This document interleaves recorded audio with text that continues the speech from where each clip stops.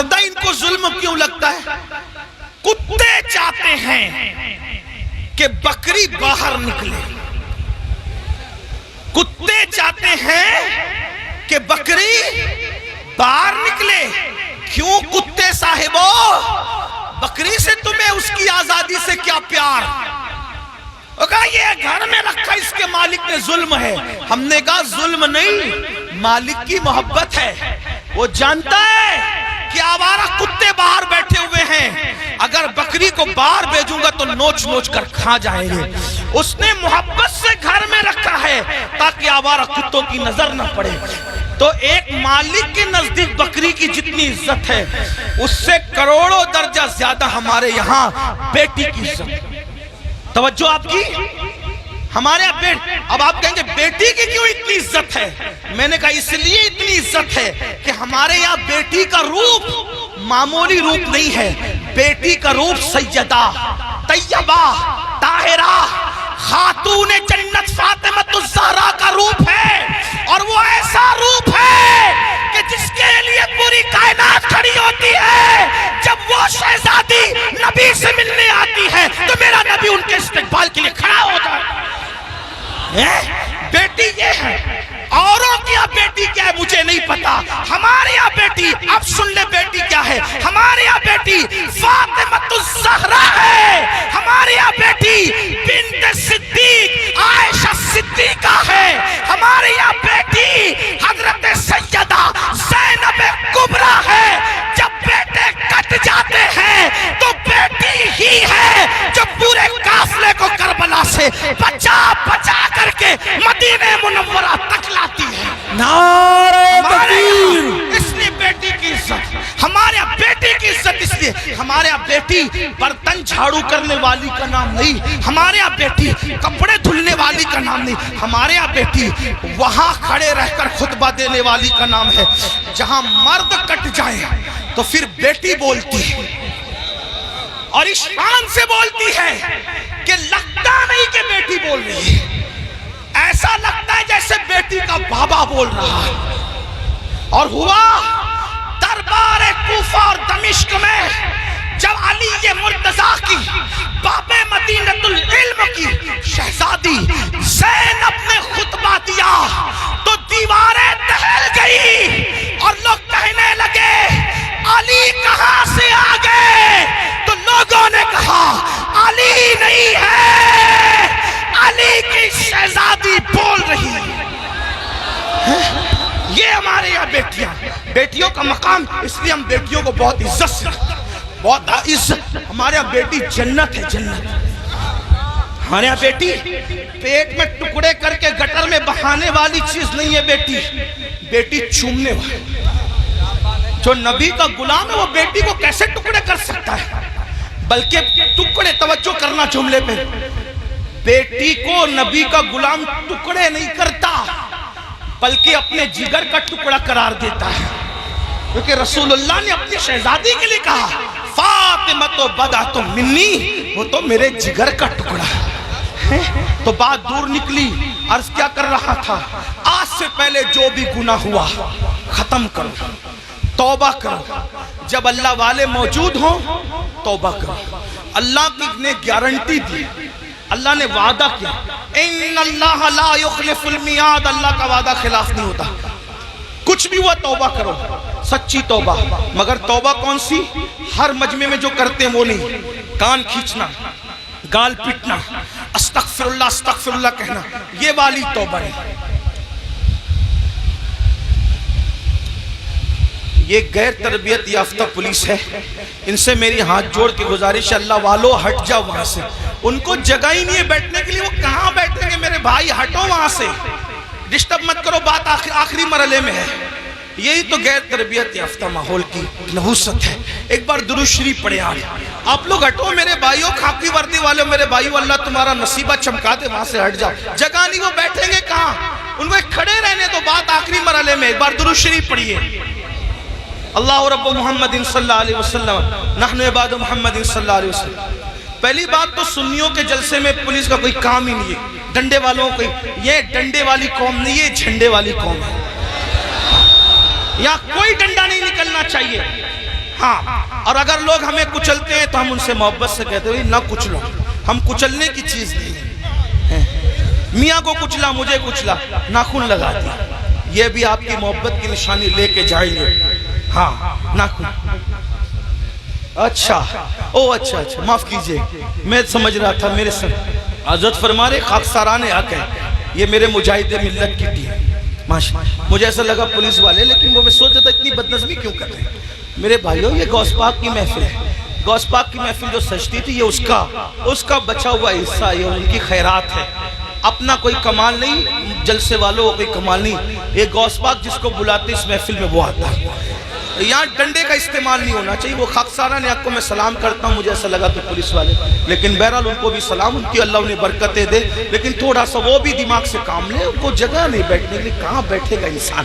Stage پہ جگہ نہیں، لوگ کھڑے ہوئے ہیں، ہم ان کو ابھی بیٹھنے کے لیے کہتے ہیں اس پہ ظلم نہیں ہوگا، کیسے کہ ان کو بیٹھنے کیونکہ جگہ نہیں ہے۔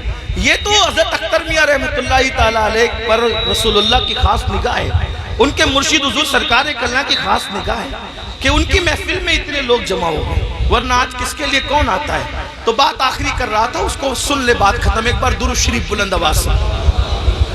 اللہ رب محمد صلی اللہ علیہ وسلم، نحن عباد محمد صلی اللہ علیہ وسلم، صلاۃ و سلام علیکم۔ آخری بات، کچھ بھی کیا توبہ کر، وہ والی نہیں، کان کھینچنا، گال پیٹنا، استغفر اللہ، وہ والی۔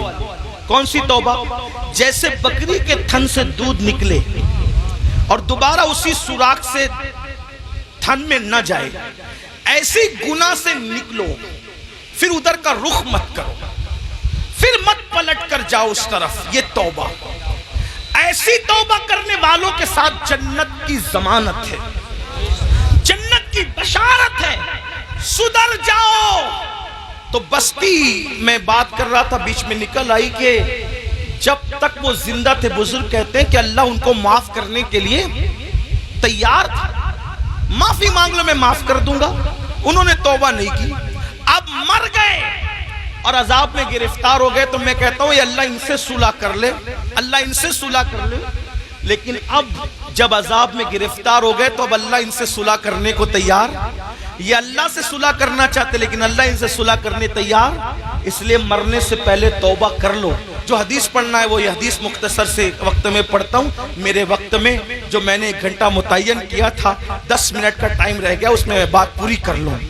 حدیث پاک کا مفہوم ہے، کئی کتابوں کے اندر یہ حدیث ہے جس کو فقیہ ابو اللہ سمرقندی نے لکھا، علامہ ابن الجوزی نے لکھا، میں وہاں سے بطور مفہوم پڑھ رہا ہوں۔ سیدنا فاروق اعظم ایک مرتبہ رسول اللہ صلی اللہ علیہ وسلم کے دربار میں آ رہے تھے، حاضری دے رہے تھے، دروازے پہ کیا دیکھا؟ ایک جوان ہے، خوبصورت جوان، جو کھاک اٹھاتا ہے اپنے سر پہ ڈالتا ہے، کھاک اٹھاتا ہے اپنے سر پہ ڈالتا ہے، روتا ہے، بلکتا ہے، آہیں بھرتا ہے۔ فاروق اعظم نے فرمایا رسول اللہ کی چوکھٹ پر یہ کام تم کر رہے ہو، کھاک اٹھا کے سر پہ ڈالتے ہو، روتے ہو، بلکتے ہو، آہیں بھرتے ہو، بات کیا ہے؟ تو فاروق اعظم سے اس جوان نے کہا، اے میرے بھائی عمر، آقا کی بارگاہ میں حاضری دینا چاہتا ہوں لیکن ہمت نہیں ہے، حوصلہ نہیں ہے حاضری دینے کا، اس لیے میں یہ چاہتا ہوں کہ آپ اجازت لے لیں، آپ حضور سے عرض کر دیں کہ حضور مجھے اذن حضوری عطا کر دیں، حاضری کی اجازت عطا کر دیں تاکہ میں رسول اللہ کی بارگاہ میں حاضر ہو جاؤں۔ تو آقا علیہ السلام سے فاروق اعظم نے عرض کی، آقا میرے ماں باپ آپ پہ قربان یا رسول اللہ، ایک جوان ہے چوکھٹ پہ بیٹھا ہے، سر پہ خاک ڈال رہا ہے آقا، اور وہ آپ کی بارگاہ میں حاضری دینا چاہتا ہے، یا رسول اللہ اگر آپ اجازت دے دیں تو وہ حاضر ہو جائیں۔ وہ جوان آ گیا، اب دھیان سے سننا، غور سے سننا، وہ جوان آیا، آنکھیں جھکی ہوئی تھی، آنکھوں سے آنسو بہ رہے تھے، مسلسل ٹپ ٹپ آنسو ٹپک رہے تھے، ندامت اور شرمندگی چہرے سے ظاہر تھی، سر جھکا ہوا تھا۔ آقا نے فرمایا اے جوان کیا ہوا؟ اس جوان نے عرض کیا یا رسول اللہ اتنی عرضی لے کر آیا ہوں کہ آپ میرے لیے دعا کر دیں کہ اللہ میری مغفرت کر دے،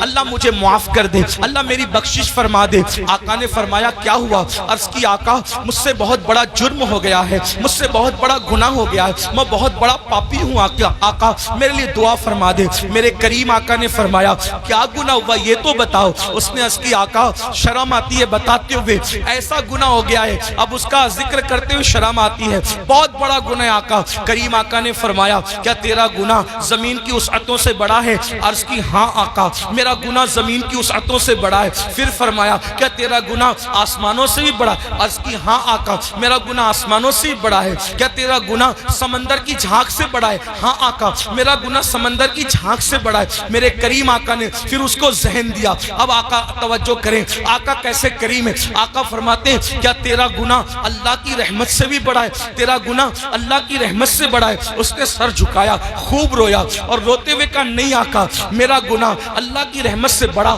کبھی نہیں ہو سکتا، اللہ کی رحمت بہت بڑی ہے۔ اس وقت میرے کریم آقا نے فرمایا بتا کیا ہوا؟ اب وہ جوان کہتا ہے میں پھر معذرت چاہتے ہوئے حیا کے پردے میں تھوڑا سا کھل کر کے تاکہ سب کو بات سمجھ میں آئے، اس جوان نے کہا آقا بات اتنی ہے کہ میرے نفس نے مجھ پر غلبہ کیا اور میں جو ہے نفس کا غلام بن کر میں نے یہ کرتا تھا کہ میں جب بھی کوئی مر جاتا انتقال کر جاتا تو میں لوگوں کے کفن چراتا تھا، میں لوگوں کے کفن چوری کرتا تھا۔ اس زمانے میں کپڑا ہاتھ سے بنا جاتا تھا، کپڑوں کا قلت تھی تو لوگ کفن بھی چراتے تھے۔ آج شاید یہ گناہ دنیا میں نہیں ہوگا کفن چوری کا، کیونکہ کپڑا اتنا سستا ہو گیا، اتنی وافر مقدار میں ہو گیا کہ لوگ کوئی کفن وفن نہیں چراتے ہوں گے۔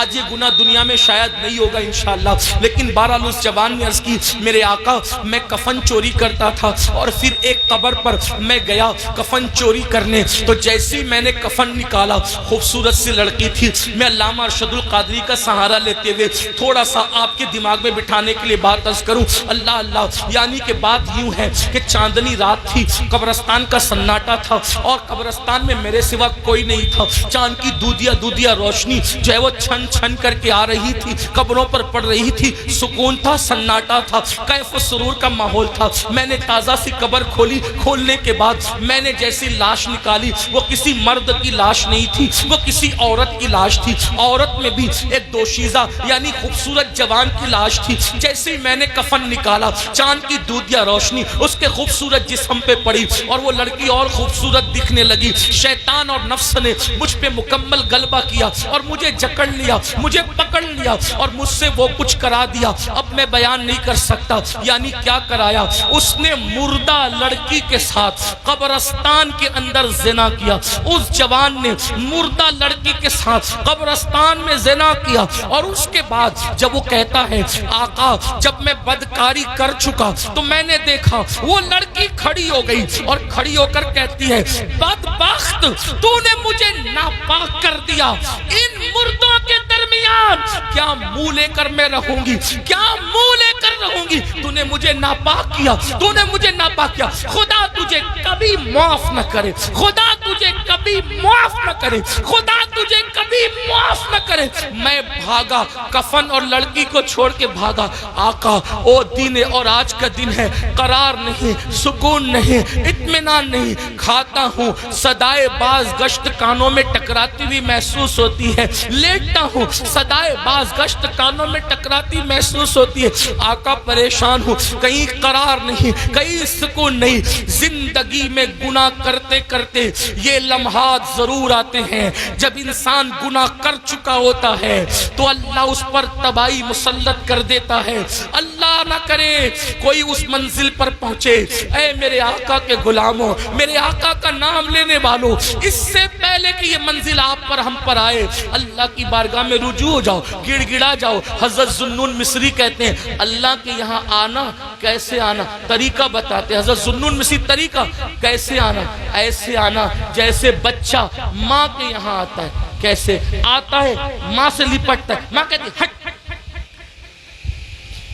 ذوالنون مصری کا انداز صوفیہ نے اسی طریقے سے دین سمجھا، حالانکہ اللہ کی ذات تمثیل سے پاک ہے۔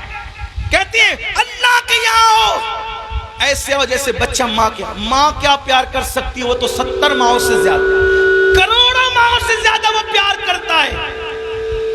کہتے ہیں ذوالنون بچہ ماں کے پاس آتا ہے، ماں کہتی ہے ہٹ، پھر وہ آکے لپٹتا ہے، ماں کہتی ہے ہٹنا، پھر وہ آکے لپٹتا ہے، ارے چھوڑ، پھر لپٹ۔ جب لپٹتا ہے ماں کی ممتا اس کو سینے سے لگا ہی لیتی ہے۔ بلا تمثیل اللہ کے بندو، ماں کا پیار کوئی حیثیت نہیں رکھتا، میرا اللہ اتنا پیار کرتا۔ وہ جوان کہتا ہے سکون نہیں ہے آقا، قرار نہیں ہے آقا، میرے کریم آقا کہتے ہیں کہ جو جتنا علم والا ہوگا وہ اتنا اللہ سے ڈرے گا، جو اللہ کا جتنا قریبی ہوگا اتنا اللہ سے ڈرے گا۔ جیسے اس نے کہا میں نے زنا کیا مردے کے ساتھ، ایسے حضور علیہ السلام نے کہا جلدی باہر نکل، ہے جوان جلدی نکل، مجھے ڈر لگتا ہے تیری وجہ سے آگ نہ برس۔ کچھ لوگ یہ روایت پڑھتے ہوئے کہتے ہیں حضور نے بھگا دیا، نہیں، حضور نے اس کو نفرت کی وجہ سے نہیں بھگایا، حضور نے اللہ کی خشیت کی وجہ سے اس کو کہا جلدی نکل، ورنہ وہاں تو شان یہ چور حاکم سے چھپا کرتے ہیں یا اس کے خلاف، تیرے دامن میں چھپے چور انوکھا تیرا، اس عطے دی ہے خدا نے دامن محبوب کو، جرم کھلتے جائیں گے اور وہ چھپاتے جائیں گے، آپ روتے جائیں گے ہم کو ہنساتے جائیں گے۔ آقا نے کہا جلدی نکل جوان، آگ نہ برس پڑے، جلدی نکل۔ وہ جوان نکل گیا، اب اس کا رونا، آہیں بھرنا، گڑ گڑانا اور بڑھ گیا، آنکھ سر پہ خاک تھا۔ ایک دن، 2 دن، 3 دن، کہتے 40 دن بیت گئے۔ ایک دن اس نے کہا اللہ اگر میرا گناہ واقعی اتنا بڑا ہے کہ تیرے یہاں معافی نہیں ہے، نہ اس کی نہیں ہے، تو مجھے ایسا عذاب دے، نہ مجھ سے پہلے کسی کو نہ میرے بعد کسی کو، دے ایسا عذاب۔ اور اگر تیرے یہاں معافی ہے اور میرا گناہ تیری رحمت سے بڑا نہیں ہے اور ہرگز نہیں ہے، تیری رحمت بڑی ہے، سبقت رحمتی علی غضبی، تو تیرے محبوب کو بتا دے کہ تو نے مجھے معاف کر دیا۔ بس اتنا کہنا تھا کہ بلبل سدرہ جبریل امین آئے اور آقا کو سلام پیش کیا، عرض کی آقا کیا حال ہے اس زانی کا؟ آقا نے کہا دیکھو جبریل کیا کیا اس نے۔ تو جبریل کہتے ہیں مبارک ہو آقا، آپ کے صدقے میں اللہ نے اس کو بخش دیا، اس کفن چور کو معاف کر دیا، اس نے توبہ کری، آپ کے صدقے میں بخش دیا۔ آقا نے کہا اس کی معافی ہو گئی؟ کہا حضور صرف اس کی معافی نہیں ہوئی بلکہ اللہ نے فرمایا محبوب کی امت سے پیار اتنا ہے کہ محبوب کو جا کے بتا دو اگر اس کفن چور سے بھی بڑھ کر کوئی گناہ کرے گا اور سچی توبہ کرے گا، اللہ کا وعدہ ہے اللہ اس کو بھی معاف کر دے گا۔ اے میری قوم کے جوانوں، اس مجمع میں ایسا کوئی کفن چور والا معاملہ نہیں ہے، جب اللہ اس کو معاف کر سکتا ہے ہمیں بھی کرے۔ یہ سادات علماء نائبین رسول آل رسول اور پھر صاحب مزار ہے، کیا سچی توبہ کر نہیں سکتے ہم لوگ؟ بولو نہیں کر سکتے؟ کر سکتے ہیں نا؟ پھر سچی توبہ کر کے جاؤ۔ آج کے بعد گانے، غزلیں، فلمیں، گندی پکچر اور خاص طور پر نامحرم عورتوں کو دیکھنا تکنا، اس سے بچیں گے، اور زنا سے تو بار بار بچنے کی دعا کریں گے۔ اللہ مجھے ہماری نسلوں کو گناہوں سے بچنے کی توفیق عطا فرمائے اور اللہ ہمیں جہنم سے بچائے۔ اے اللہ اس مجمع میں ہم جہنم کی آگ سے تیری پناہ مانگتے ہیں اور جنت کا سوال کرتے ہیں تیرے محبوب کے پڑوس میں۔ گفتگو کے درمیان کوئی غلطی ہو تو اللہ معاف کرے۔ استغفر اللہ، آئیے سب توبہ کر لیں۔ استغفر اللہ، توبہ کی نیت سے پڑھ رہے ہیں کہ نہیں؟ استغفر اللہ، استغفر اللہ، استغفر اللہ ربی من کل ذنب واتوب الیہ، لا الہ الا اللہ محمد الرسول اللہ۔ پکی بات ہے، انشاءاللہ سب عمل کریں گے۔ ایک وعدہ کر لیں بس، جو گناہوں سے بچا لیتی ہے وہ نماز کا پابند آج سے کون کون ہوگا؟ ہاتھ اٹھا کر کے سادات علماء کو سبحان اللہ۔ وعدہ نہیں بھی کرو گے بھائی تو نماز فرض ہے، لیکن وعدہ کرو تاکہ یہ بزرگوں کی دعائیں لگ جائے۔ بولو نماز پڑھو گے انشاءاللہ؟ جو عشاء پڑھ کے نہیں آئے عشاء پڑھے گا جا کے انشاءاللہ۔ آج سے ابھی سے نماز شروع کریں گے انشاءاللہ، کریں گے انشاءاللہ، زندگی بدلیں گے انشاءاللہ۔ اب ایک گزارش، اگر آپ اٹھ کر گئے تو اتنی یہ مجمع سجتا ہے نا، لاکھوں روپے بھی لگتے ہیں اور سینکڑوں لوگوں کی کئی دنوں کی محنت بھی لگتی ہے۔ اگر آپ اٹھ کر کے گئے تو پورا مجمع بکھرے گا، محفل خراب ہو جائے گی، اس لیے میری گزارش ہے